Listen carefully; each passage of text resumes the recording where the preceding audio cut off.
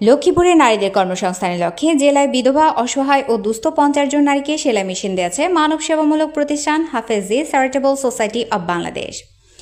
শুক্রবার জুমার নামাজের পর শহরে কেন্দ্রীয় চকবাজার জামে মসজিদে এসব সেলাই মেশিন বিতরণ করা হয়।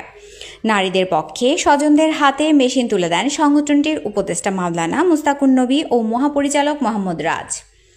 এই সময় উপস্থিত ছিলেন বিশিষ্ট শিক্ষাবিদ মাওলানা হারুন আল মাদানী, বণিক সমিতির সভাপতি আব্দুল আজিজ, সংগঠনটির সহসভাপতি আবু ইউসুফ ফরহাদ, পরিচালক তানভীরুল ইসলাম, দপ্তর সম্পাদক মাওলানা মাহমুদ ও প্রচার সম্পাদক বাইজিদ হাসান।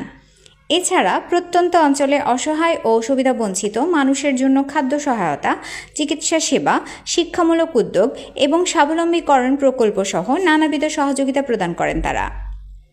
দেশীয় কার্যক্রমের পাশাপাশি সংস্থাটি আন্তর্জাতিক পরিসরেও সুনাম কুড়িয়েছে। দীর্ঘদিন ধরে তারা ফিলিস্তিনের গাজা ভূখণ্ডে নিজস্ব ফিলিস্তিনি টিমের মাধ্যমে অসহায় মানুষদের জন্য খাদ্য, পানি, চিকিৎসা ও জরুরি ত্রাণ সহায়তা পৌঁছে দিচ্ছে।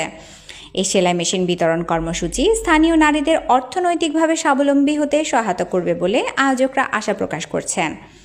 সংস্থার পক্ষ থেকে জানানো হয়েছে, দেশের প্রতিটি প্রান্তে মানবতার সেবা পৌঁছে দেওয়ার এই ধারা ভবিষ্যতেও অব্যাহত থাকবে।